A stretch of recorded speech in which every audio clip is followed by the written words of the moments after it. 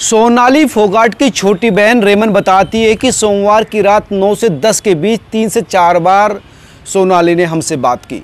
ये नॉर्मल बात थी। हालांकि वो कुछ कहना चाहती थी लेकिन बता नहीं पा रही थी। लेकिन उसके बाद उसने व्हाट्सएप फ़ोन किया और उसके बाद उसने बताया कि मेरे साथ कुछ गलत हो रहा है, गड़बड़ चल रहा है और मुझे बहुत ज़्यादा डर लग रहा है। वो कुछ बताना चाहती थी लेकिन उसने कहा कि मैं 25 के बाद घर आती हूँ, हिसार आती हूँ, तब आपसे बताती हूँ। हालांकि हमने कुरेदने की कोशिश की, बात जानने की कोशिश की, क्योंकि वो कह रही थी कि मैं बहुत ज़्यादा डरी हुई हूँ। तो हम लोग भी डर गए और जानना चाहते थे कि डर किस बात का है। लेकिन पीछे से जो उनके पीए हैं, यानी सोनाली फोगाट के जो पीए हैं सुधीर सांगवान, उनकी लगातार आवाज़ आ रही थी। तो वो बता नहीं रही थी कि वजह क्या थी और वो कहती थी घर आकर ही बताऊंगी। इसके बाद मंगलवार की सुबह सुधीर सांगवान का उनके भाई पर फ़ोन आया और कहा कि सोनाली की मौत हो गई है। इसके बाद रूपेन का कहना है, जो दूसरी बहन है सोनाली की, कि हमने अलग अलग नंबर से 50 बार के करीब सुधीर सांगवान को फ़ोन किया लेकिन सुधीर सांगवान ने फ़ोन नहीं उठाया। सोमवार शाम को भी मां के साथ बातचीत में उन्होंने कहा था सोनाली ने कि मुझे बहुत ज़्यादा डर लग रहा है, मेरे साथ कुछ गड़बड़ हो गया है, ऐसा लगता है किसी ने कुछ करवा दिया हो। यहीं पर उसने खुलासा भी किया था कि मैं खीर खा रही थी तो उसी दौरान मेरे हाथ पैरों ने काम करना बंद कर दिया, डेड से हो गए हाथ पैर मेरे, और बिल्कुल भी कुछ भी काम नहीं कर रही थी। सोनाली की बहन दोनों जोर देकर कहती हैं कि सोनाली बिल्कुल फिट थी और बिल्कुल हम मान ही नहीं सकते कि सोनाली को हार्ट में कोई प्रॉब्लम थी या उसको हार्ट अटैक आया। इस पूरे मामले की सीबीआई जांच होनी चाहिए ताकि सच सामने आए, क्योंकि सोनाली पॉलिटिक्स में थी और पॉलिटिक्स में आप जान सकते हैं कि किस तरह की आपसी प्रतिद्वंदिता, दुश्मनी होती है।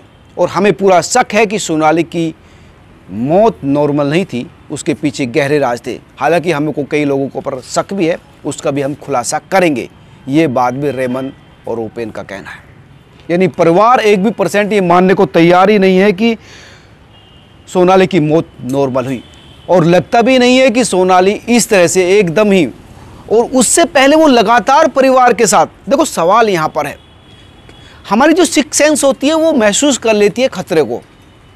उसे खतरा महसूस हो रहा था। 13 दिन पहले उसने ट्वीट भी किया था कि शेरनी 2 कदम पीछे हट गई तो इसका मतलब ये नहीं कि वो डर गई, वो हमले के लिए तैयार है। यानी कोई उसको डरा रहा था। और वो लगातार जब 22 से लेकर 24 तारीख तक जो गोवा टूर था वहाँ पर थी, लगातार उनको खतरा महसूस हो रहा था और लगातार 3-4 बार परिवार से फ़ोन पर बात की और उसके बाद डिटेल्स देने के लिए कि मेरे साथ कुछ गड़बड़ है, कुछ गलत हो रहा है, मुझे खतरा महसूस हो रहा है, इसके लिए व्हाट्सएप कॉल की। लेकिन उसके बाद भी डिटेल्स शेयर नहीं की परिवार के साथ, क्योंकि वहाँ आजू बाजू कुछ लोग थे। ये जो डिफरेंस है, ये जो अंतर है, ये जो अंतर्द्वंद है, यही महत्वपूर्ण राज इस पूरे केस के पीछे है कि सोनाली को पता था कि कौन उसके खिलाफ साजिश रच रहा है, किससे उसको खतरा है, कौन उसकी जान ले सकता है।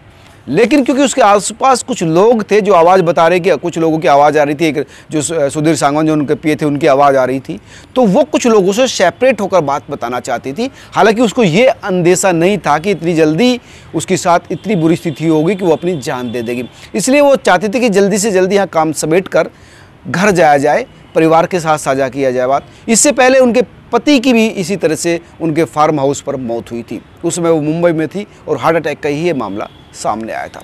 ये पूरा मामला संदिग्ध लग रहा है, जिस तरह से वो पिछले कई दिनों से अपने परिवार के साथ बता रही थी कि मुझे खतरा है, खतरा है, खाने में कुछ दे दिया गया है, मेरे हाथ पैर काम कर नहीं कर रहे, ऐसा लग रहा है कि मेरे साथ कुछ गड़बड़ हो रहा है। ये मामले नॉर्मल नहीं है और इसी वजह से परिवार का कहना है कि इस पूरे मामले की जो पोस्टमार्टम रिपोर्ट हो या पूरे की वीडियोग्राफी कराई जाए। किसी भी कीमत पर परिवार ये मानने को तैयार ही नहीं कि ये जो केस है, सोनाली का जो केस है, वो नॉर्मल है। यही उनका जेठ जो कुलदीप फोगाट, वो भी साफ कहते हैं। दरअसल जो कुलदीप फोगाट है उनका जेठ है और उसकी एक सगी बहन कुलदीप के साथ शादी हुई है, रुकेश पूनिया की। तो उनका ये कहना है कि ये बिल्कुल नॉर्मल केस नहीं है, हम इसके खिलाफ बिल्कुल सड़कों पर उतरेंगे अगर सरकार हमारी बात नहीं मानती और इसकी सीबीआई जांच होनी चाहिए। तो दोस्तों ये थी इस मर्डर मिस्ट्री की वो कहानी, वो पेंच जो इस पूरे मामले को संदिग्ध बना रहा है। कि एक महिला लगातार अपने परिवार से कह रही थी कि खतरा है और वास्तव में उसको खतरा हो गया, वो जिंदा नहीं है। तो ये मामला सामने आना चाहिए कि आखिर कौन था वो, या कौन थे वो जिससे सोनाली को खतरा महसूस हो रहा था, और इस खतरे महसूस होने के पीछे क्या इसकी मौत की वजह ये वही लोग थे, वही वजह थी? ये वो बड़े सवाल है जिसका सच सामने आना चाहिए। मैं लगातार इस केस की हर डिटेल, हर अपडेट आपके साथ साझा करूंगा। आप जुड़े रहिए, खबर को शेयर कीजिए, तमाम लोगों तक ये पहुंचे, अधिकारियों तक पहुंचे, चीफ मिनिस्टर तक पहुंचे, प्रधानमंत्री तक पहुंचे, ताकि उन्हें सच्चाई पता चले कि ये केस नॉर्मल नहीं। खबर के साथ बने रहिए, चैनल को सब्सक्राइब कीजिए और फॉरवर्ड कीजिए, लाइक कीजिए। नमस्कार।